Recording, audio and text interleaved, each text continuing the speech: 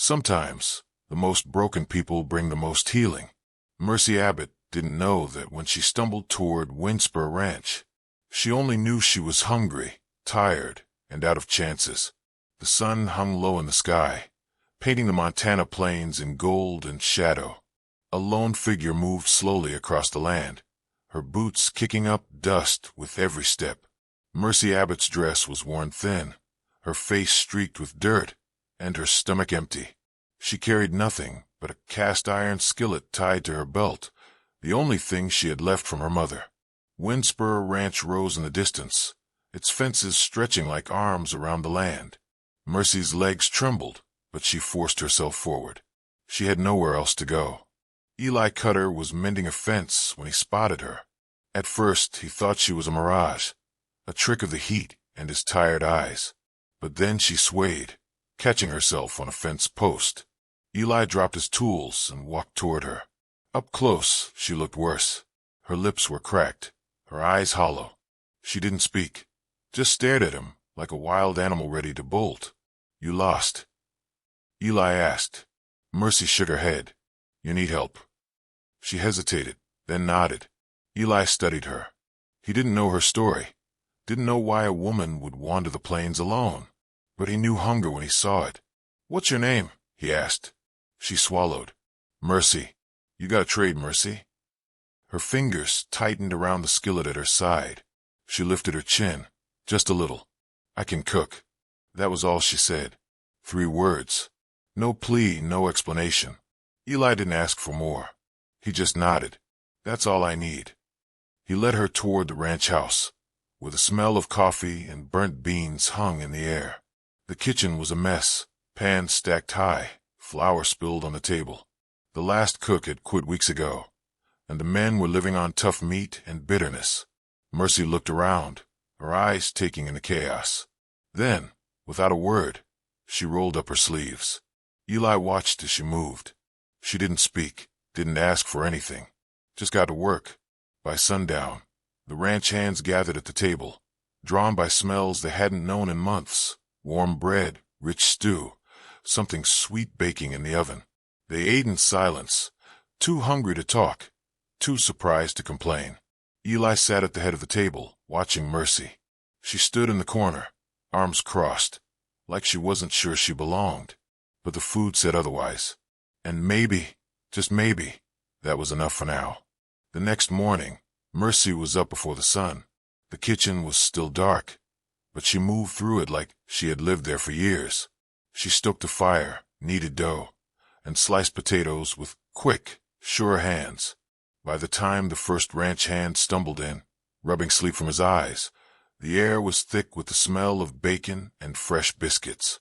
The man, a lanky cowboy named Pete, stopped in the doorway, blinking. "Well, I'll be," he muttered. Mercy didn't look up. She just kept working, sliding a plate of food across the table. Pete sat down, still half asleep, and took a bite. His eyes widened. "Ma'am," he said through a mouthful of biscuit, "this is mighty fine." One by one, the other ranch hands trickled in. Big Tom, who never smiled, took a bite of scrambled eggs and grunted in approval. Young Jimmy, the newest hand, ate 3 helpings before leaning back with a sigh. "Ain't had food like this since my mama's kitchen," he admitted. Eli came in last, his hat low over his eyes. He didn't say much, just nodded at Mercy and took his seat. But when he bit into one of her biscuits, something in his face softened. Mercy didn't join them. She stayed by the stove, stirring a pot of simmering apples with cinnamon and sugar. The men talked and laughed, their voices loud and rough, but she kept her back to them, as if she wasn't sure she was allowed to be part of it. Eli watched her. He wondered why a woman who could cook like this was wandering the plains alone. He wondered why she flinched when someone moved too fast, why she kept her answers short, why her eyes darted to the door like she was ready to run. But he didn't ask. Instead, he just said, "Mercy, you outdid yourself." She glanced at him, just for a second, then looked away. But Eli didn't miss the way her shoulders relaxed, just a little. By noon, word had spread. The ranch hands who had been grumbling about the new cook were now bragging to anyone who would listen. "Best food in Montana. Big Tom declared at the general store. Ain't never tasted anything like it. That evening, Mercy made stew, thick and hearty, with chunks of meat and carrots so tender they melted in your mouth. The men ate like they'd been starving for years. When she set a basket of warm cornbread on the table, Jimmy grabbed 2 pieces before anyone else could. "Slow down, boy."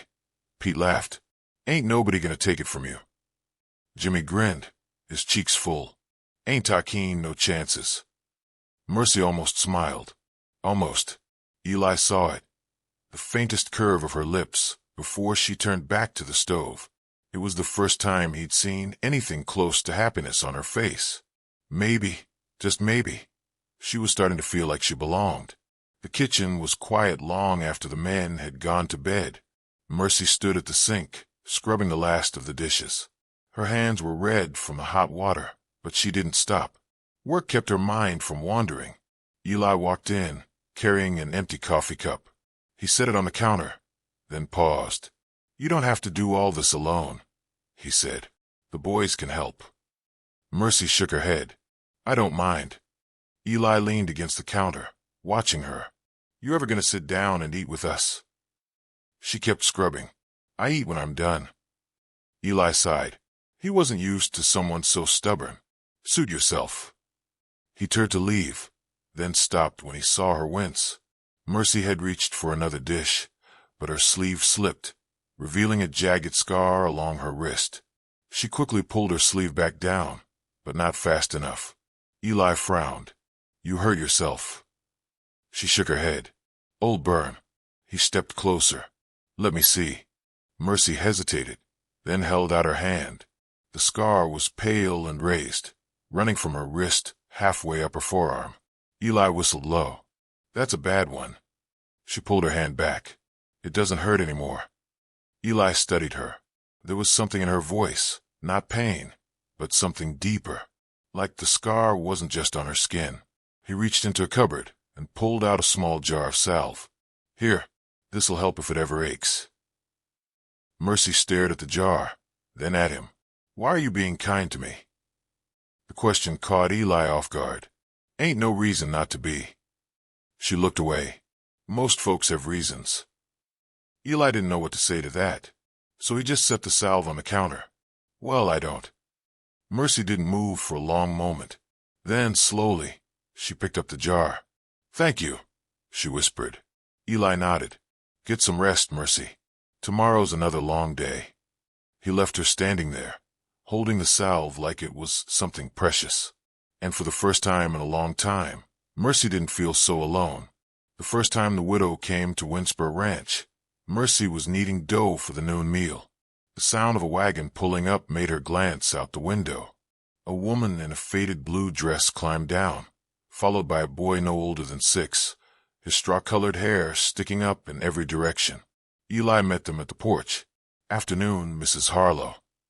"Mr. Cutter," the widow said with a tired smile. "Brought you some eggs, if you've got need of them." Mercy watched as the boy peeked around his mother, his eyes wide with curiosity. When he spotted Mercy in the window, he didn't look away like most folks did. Instead, he grinned, showing a gap where his front tooth should be. Mercy quickly turned back to her work, but she could hear Eli bringing them inside. "Mercy, this is Mrs. Harlow and her boy, Samuel. They've got a small farm down by the creek." Mercy nodded, but kept her hands busy with the dough. Mrs. Harlow set a basket of eggs on the table. "Samuel's been pestering me to see the ranch horses," she said. "Hope we're not intruding." "Not at all," Eli said. "Jimmy can show him around the barn." Samuel, however, didn't move. He was staring at the dough Mercy was shaping into rolls. "Mama lets me help knead bread sometimes," he announced. Mrs. Harlow flushed. "Samuel, don't bother the lady." But Mercy surprised herself by speaking. "He's not bothering me." She tore off a small piece of dough and held it out. "Want to try?" Samuel's face lit up like a lantern. He scrambled onto a stool beside her, his little hands eagerly taking the dough. Mercy showed him how to press and fold it, her movements slow so he could follow. Mrs. Harlow's eyes softened. "You're good with children." Mercy's hand stilled for just a second before she resumed working. "Had practiced once," she said quietly. Eli, leaning against the doorframe, noticed how carefully Mercy guided Samuel's hands, how she didn't flinch when the boy chattered endlessly about horses and frogs and the new pup at the general store. There was a tenderness in her that hadn't shown itself before. By the time the rolls were ready for the oven, Samuel had flour up to his elbows and a proud smile. "Look, Mama, I made bread." Mrs. Harlow laughed. The sound brightened the quiet kitchen. "So you did." She touched Mercy's arm lightly. "Thank you for indulging him." Mercy only nodded, but as she watched Samuel skip out to see the horses, something ached deep in her chest. Eli lingered after the widow left. "Samuel took a liking to you." Mercy busied herself, wiping the table. "Children are easy to please." "Not all of them," Eli said quietly. Then, before she could ask what he meant, he tipped his hat and walked out. Mercy stood alone in the kitchen, Samuel's tiny handprints still visible in the flour on the table. She brushed them away gently, as if erasing them might erase the memory they stirred, one of another child, another life. But some things couldn't be brushed away. The stranger rode in on a bay mare that looked too fine for Montana dust. Mercy saw him first from the kitchen window, a tall man in a city suit, his gloves too clean, his hat too new. Her hands froze around the bowl she was holding. Out in the yard, Eli greeted the man with the same steady courtesy he showed everyone. But when the stranger spoke, his voice carried through the open window. "Looking for a woman," the man said. "Ran off from a good position back in Pennsylvania. Took something valuable from her employer." The bowl nearly slipped from Mercy's fingers. Eli crossed his arms. "Don't get many strangers through here. What's this woman look like?" "Brown hair, plain face. Quiet type." The stranger's gaze swept over the ranch like he was already searching. "She's got a particular way about her. Doesn't look folks in the eye. Got a scar on her right arm." In the kitchen, Mercy's breath came too fast. Without thinking, she touched the scar on her wrist, the one from the stove at the Hartwell house, where she'd worked before everything went wrong.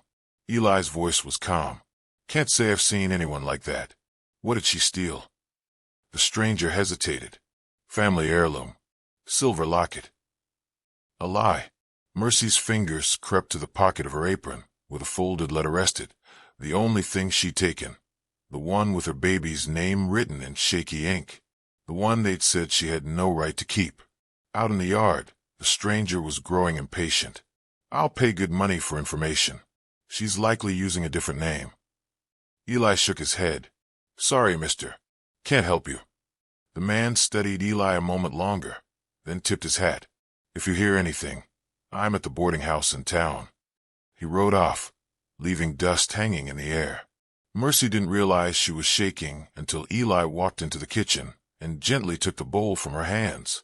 "You don't have to run," he said quietly. "Not for me." She stared at him, her throat tight. "He'll come back. Let him." Eli's voice was steady. "Windspur's got plenty of rifles, and I know how to use them." Mercy wrapped her arms around herself. "You don't even know what I did." "I know enough." Eli met her eyes. "I know you're running from something bad. I know you're scared. And I know that man back there." He jerked his head toward the road. "He's the kind who thinks he owns people. And I don't hold with that." A sob caught in Mercy's chest. She turned away, gripping the edge of the table until her knuckles turned white. Eli didn't touch her, just stood there, solid as an oak tree. Finally, he said, "Supper still needs making. You want me to send one of the boys to help?" It was such an ordinary question, so deliberately normal, that Mercy almost laughed through the tears, threatening to fall. She wiped her face with her apron. "No, I can do it." Eli nodded. "Then I'll leave you to it." As he walked out, Mercy realized something. For the first time since she'd arrived, she wasn't thinking about leaving, and that scared her almost as much as the stranger had. The ranch hands were in a foul mood at breakfast. Mercy could feel the tension the moment she stepped into the dining area with a platter of hotcakes. The men sat hunched over their plates, their usual morning chatter replaced by sullen silence. Big Tom, the broad-shouldered foreman, glowered at his coffee. "Ain't right," he muttered. "Bringing in new hands when we got work spread thin as it is." Jimmy, the youngest cowboy, shifted uncomfortably. "Boss says we need the help for the cattle drive." "Help?" Tom scoffed. "That greenhorn couldn't rope a fence post." He shot a dark look toward the doorway, where a new ranch hand named Clay stood hesitating. Mercy moved quietly between the tables, refilling coffee cups. She saw Clay's ears turn red as the older hand's grumbling grew louder. "Probably some city boy running from his debts," another cowboy sneered. Clay's hands clenched at his sides. "I can pull my weight same as any man here." Tom stood up so fast his chair scraped across the floor. "That's so. Then why don't you?" A rich, savory aroma interrupted him. Mercy had just taken a golden-crusted pot pie from the oven and set it on the sideboard with a quiet thump. The scent of thyme and roasted chicken filled the room. Every head turned. For a long moment, no one spoke. Then Jimmy broke the silence. "Is that pot pie for breakfast?" Mercy didn't look up as she began cutting generous slices. "Hungry men work better," she said simply. She slid the first steaming portion onto Tom's plate. The big foreman stared down at the flaky crust, the tender vegetables peeking through. His anger seemed to deflate like a punctured bladder. He sank back into his chair. Mercy served each man in turn, saving an equal portion for Clay. When she set the plate before him, the new hand's eyes shone suspiciously bright. "Thank you, ma'am," he said thickly. As the men ate, the mood around the table shifted. The food seemed to soften their rough edges. Even Tom's shoulders relaxed as he took a second helping. Mercy stood by the stove, watching. When Eli entered and took in the peaceful scene, his eyebrows rose. He caught Mercy's eye and gave her a small, knowing nod. Later, as she scrubbed the baking dish, Clay approached hesitantly. "Ma'am, just wanted to say, that was mighty kind of you." Mercy wiped her hands on her apron. "We all come from somewhere," she said quietly. The words hung in the air between them, heavy with meaning. Clay swallowed hard and touched his hat brim before walking away. From the doorway, Eli watched Mercy return to her work. He'd seen plenty of fights break out over less, seen ranch hands hold grudges for months. But Mercy had disarmed them all with nothing more than a pot pie and a few quiet words. He wondered if she realized how much power she had in those gentle hands of hers. The church bell rang clear across the valley that Sunday morning. Mercy watched from the kitchen window as the ranch hands piled into the wagon, their hair slicked down with water, their boots brushed clean. Eli paused at the door. "Coming." Mercy shook her head. "Got bread rising." Eli studied her for a moment, then nodded. "Suit yourself." As the wagon rolled away, Mercy kneaded the dough with more force than necessary. She hadn't stepped foot in a church since before. God hadn't seemed much interested in her prayers back then, and she'd stopped trying. Yet as the morning stretched on, the quiet of the empty ranch pressed in around her. The bread was baked, the kitchen spotless. Mercy paced, then stopped at the bedroom mirror. Without quite knowing why, she changed into her least worn dress and pinned up her hair. The walk to town took longer than she expected. By the time she reached the little white church, the service had already begun. Mercy hesitated at the back door, her pulse racing. Inside, the preacher's voice carried clearly, and when the prodigal son returned, his father saw him from afar and ran to meet him. Mercy slipped into the back pew just as Eli turned in his seat. His eyes widened slightly when he saw her, but he didn't make a show of it. Just gave her the smallest nod before turning back around. The sermon washed over her, all about forgiveness and homecoming. Mercy sat stiffly, her hands clenched in her lap. She'd heard this story before, but never like this. Never with the preacher saying, "No matter how far you've run, no matter what you've done, the Father waits with open arms." A tear slipped down Mercy's cheek. She brushed it away quickly, but more followed. The weight of all her running, all her hiding, pressed down on her chest until she could barely breathe. When the final hymn ended, Mercy fled outside before anyone could speak to her. She stood by a birch tree, gulping in the crisp autumn air. "You came." Eli's quiet voice made her jump. He stood a respectful distance away, his hat in his hands. Mercy wiped her face again. "I shouldn't have." "Why not?" She looked at the church, at the people laughing and visiting on the steps. "I don't belong here." Eli followed her gaze. "Seems to me that story the preacher told says different." Mercy's voice cracked. "Maybe the Father still waits for me." Eli didn't offer empty platitudes, just said what was in his heart. He never stopped. A breeze stirred the fallen leaves around their feet.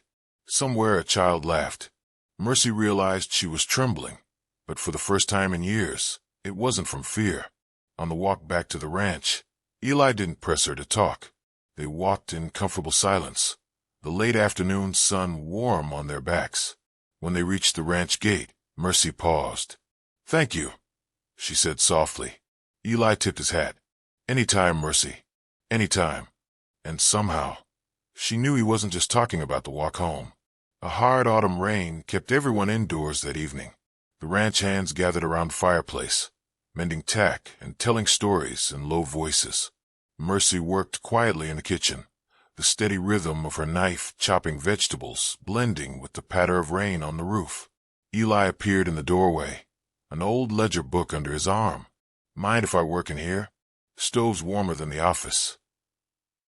Mercy nodded toward the table. Eli settled into a chair, spreading out his papers. For a long while, the only sounds were the crackling fire, the rain, and the scratch of Eli's pen. Then Mercy's knife slipped. A sharp gasp escaped her as the blade nicked her finger. Eli was at her side in an instant, reaching for her hand. "It's nothing," Mercy said, but Eli had already pulled a clean handkerchief from his pocket. "Even small cuts can hurt," he said, wrapping the cloth gently around her finger. His hands were rough from ranch work, but surprisingly tender. Something about his touch, the carefulness of it, made Mercy's throat tighten. "Without meaning to," she whispered, "you're the first person in a long time who's been kind without wanting something in return." Eli stilled. Then he released her hand and walked to the cupboard. When he returned, he placed a small wooden box on the table between them. "I keep this in my desk," he said. "Never showed it to anyone." Mercy hesitated before lifting the lid. Inside lay a folded letter, its edges soft from handling. She glanced at Eli, who nodded permission. The handwriting was his, strong and clear, but the ink was smudged in places as if, "God," the letter began, "it's been a year today since Sarah left this earth. I don't know why you took her when that no-account doctor said it was just a fever. I don't know why you left me here alone. But if you can hear me, tell her I kept my promise. The ranch is still standing. I'm still standing. Most days, anyway." Mercy's hands trembled. She carefully refolded the letter and placed it back in the box. When she looked up, Eli's eyes were bright with unshed tears. So she told him. The words came slowly at first, then faster. About the baby boy who'd come too early and lived only hours. About the husband who'd blamed her before disappearing into a whiskey bottle. About the wealthy family she'd worked for who'd treated her like property. The locket that man was looking for. Mercy swallowed hard. It had my baby's name inside. They said it belonged to the family because I was their servant, but it was all I had left of him. Eli listened without interrupting. When her voice finally broke, he didn't offer empty comforts. Just reached across the table and covered her hand with his. The rain drummed on. Somewhere in the house, a clock ticked. Mercy realized she was crying great, heaving sobs that shook her whole body. Eli didn't shy away.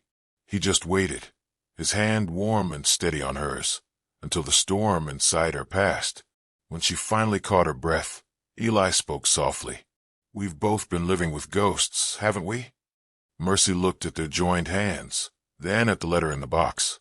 Two broken people, two stories of loss. But in this moment, they weren't alone with their pain anymore. The whole valley buzzed with excitement for the harvest meal. Folks came from miles around, bringing dishes to share and children who darted between the tables set up in Windspur's big barn. Mercy had been cooking for days, pies and breads, roasted meats, vegetables from the garden glazed with honey. Now she stood by the kitchen door, watching as neighbors filled their plates, their laughter ringing through the rafters. Mrs. Harlow approached with Samuel, who proudly held up a crooked little cake. "I made it myself." Mercy bent to examine it. "That's fine baking, Samuel." The widow touched Mercy's arm. "He hasn't stopped talking about you since you showed him how to knead dough. You've been very good for him." Her eyes said what her words didn't, that Samuel had needed kindness since his father passed. Before Mercy could respond, a commotion rose near the barn doors. A group of children had surrounded Jimmy, begging for a horseback ride. The young cowboy looked panicked until Mercy appeared with a tray of molasses cookies. "Anyone who wants a ride has to eat first," she announced. The children descended on the treats with glee. Jimmy shot her a grateful look. "You always know what folks need before they do." As the afternoon wore on, Mercy moved through the crowd without quite joining it, refilling drinks, passing out clean napkins, gently steering a toddler away from the cider barrel. She didn't realize Eli had been watching her until he stepped up beside her near the pie table. "Notice something?" he asked. Mercy followed his gaze. The widow Harlow was chatting with Big Tom near the punch bowl. Clay, the new hand, was arm wrestling one of the neighboring ranchers to cheers from the crowd. Even the surliest of the ranch hands were smiling. Everyone's. Mercy struggled to find the word. "Together," Eli finished. "Like a real community. And it started in your kitchen." Mercy shook her head. "I just cooked some food." Eli turned to face her fully. "Mercy, look around. That little girl." He pointed to a child feeding cookie crumbs to a barn cat. "Her mama told me she hadn't spoken since her brother died, till she tried her gingerbread." He nodded toward an elderly couple sharing a slice of pie. "The Millers haven't left their farm in years. Came special today because they heard about your cooking." Mercy's face grew warm.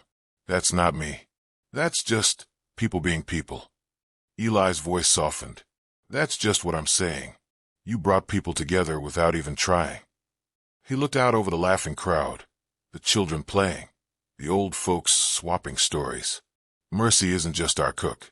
She's our heart." The words settled over Mercy like sunlight. For the first time in her wandering life, she wasn't just passing through. She was part of something. She was home. And when Samuel came running up to drag her into the barn dance, she went willingly, letting the music and laughter carry her along. Across the room, Eli watched her smile, really smile, and knew Windspur Ranch would never be the same. Neither would he. Winter came softly to Windspur Ranch, dusting the plains in a thin layer of frost that glittered in the morning sun. Mercy stood at the kitchen window, watching her breath fog the glass as she waited for the coffee to brew. The cast-iron skillet, her mother's skillet, sat on the stove, well-seasoned and warm from use. She thought about how different her life was now. The kitchen that had once felt like borrowed space was truly hers. The ranch hands who had been strangers now tipped their hats and called her Miss Mercy with genuine affection. And Eli. The back door creaked open, letting in a rush of cold air. Eli stomped his boots clean, his cheeks red from the morning chill. "Got the north fence repaired before breakfast," he announced, rubbing his hands together near the stove. Mercy poured him a steaming mug without being asked. "You'll freeze out there without proper gloves." Eli wrapped his fingers around the warm cup, smiling. Got too much to do to worry about cold hands. They fell into their usual comfortable silence as Mercy cracked eggs into the skillet. The sizzle filled the kitchen, mingling with the scent of strong coffee and wood smoke. Then Eli spoke. "Mercy." Something in his voice made her turn. He wasn't looking at her, but at the skillet on the stove. "You remember what you said when you first came here?" She did, of course. Those 3 words that had changed everything. "I can cook." Eli set down his cup and reached into his pocket. When he opened his hand, a simple ring lay in his palm, a band of polished silver, unadorned but gleaming in the morning light. "I never asked where you'd been," he said quietly. "I only knew what you brought when you came." Mercy's heart pounded so loudly, she was sure he must hear it. The eggs forgotten, She stared at the ring, then at Eli's face. The lines around his eyes from squinting into the sun, the quiet steadiness in his gaze. He didn't get down on one knee, didn't make grand promises, just held out the ring and said, "That's all I need, if you'll have me." Outside, a winter bird sang. The coffee pot bubbled softly. Mercy looked around the kitchen, at the shelves she'd organized, the herbs drying by the window, the dented tin cup Eli always used. She thought of the ranch hands who had become family, of Samuel's laughter, of the way this place had slowly pieced her broken heart back together. She didn't speak. Words had never been her strength. Instead, she reached out and took Eli's hand, letting her fingers curl around his rough ones. And that was all he needed. The spring wedding was simple, just as they wanted. The ranch hands wore their best shirts. Samuel carried the rings on a pillow, and Mrs. Harlow cried into her handkerchief. Mercy wore a dress the color of sagebrush, and Eli's hand shook when he slid the silver band onto her finger. Afterward, the whole valley came to celebrate. There was music and dancing, and so much food that even Big Tom had to loosen his belt. As the sun set behind the mountains, Mercy stood on the porch with her husband, watching their friends and neighbors laugh together under the lantern light. Eli squeezed her hand. Happy, Mercy leaned into his side, watching Samuel teach Jimmy an off-kilter waltz while the widow Harlow clapped along. She thought of the kitchen waiting for her, of the garden they'd plant come morning, of the life they'd build together. She didn't say anything, just smiled, and that was all Eli needed. Thank you for listeners. Did this story warm your heart like Mercy's kitchen warmed the ranch? If you enjoyed following Mercy and Eli's journey, please like and subscribe for more heartwarming tales of love, healing, and second chances. What was your favorite moment? Let us know in the comments below. Don't forget to share this story with someone who needs a reminder that it's never too late for a new beginning.